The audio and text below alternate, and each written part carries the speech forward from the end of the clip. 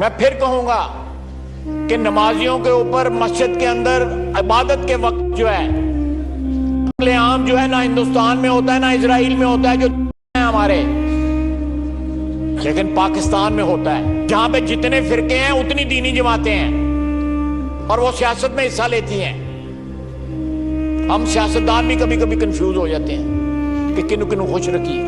میں کسی کی دل آزاری نہیں کرنا چاہتا، لیکن یہ حقیقتیں ہیں، اس کو جب تک قوم جو ہے وہ فیس نہیں کرے گی، یہ مرحلہ ایک ایسا مرحلہ ہے کہ یہاں پہ انٹروسپیکشن کی ضرورت ہے۔ ہمیں اپنے گریبان میں جھانکنا پڑے گا کہ ہم کہاں پہ کھڑے ہیں۔ جناب اسپیکر، ساری قوم کو متحد ہونا چاہیے دہشت گردی کے خلاف، پھر دہشت گردی کا مقابلہ۔ بھی قادیانی نہ ہی نماز عید ادا کرے گا اور نہ ہی یہ اپنی عمارتوں کے اندر یا باہر جانوروں کی قربانی کریں گے، کیونکہ یہ عمارتوں کے اندر کرتے ہیں تو ان کی عورتیں بھی اس جرم میں ملوث ہوں گی جو 298 بی اور 298 سی میں ہے، اور اگر یہ باہر کرتے ہیں تو پھر بھی ان پہ 298 بی 298 سی لگے گی۔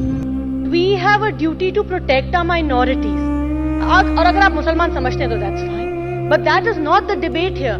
The debate is we have allowed people to go to ransack the Ahmadis' place of worship, and then there are people who are celebrating this. This was not Jinnah's vision. This was not Jinnah's Pakistan. I categorically and unconditionally condemn this.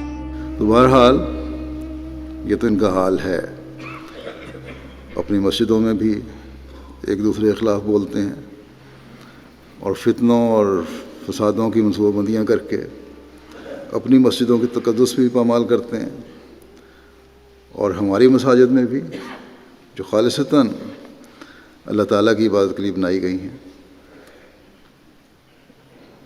ان کو بھی تالے لگا کر بند کر کے اور پھر باقاعدہ حملہ کر کے نقصان پہنچا کر اس کے تقدس کو بھی پامال کرتے ہیں۔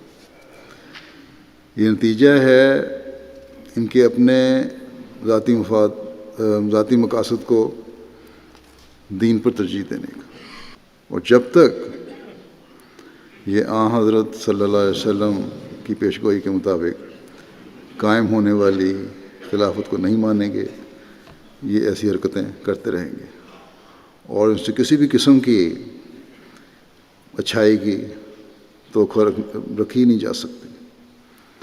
ہاں، جہاں ایک شریف لوگ بھی ہوتے ہیں، سینٹ میں ایک خاتون نے بڑی ہمت سے اس پر کل اظہار تشویش بھی کیا اور اسے رد بھی کیا۔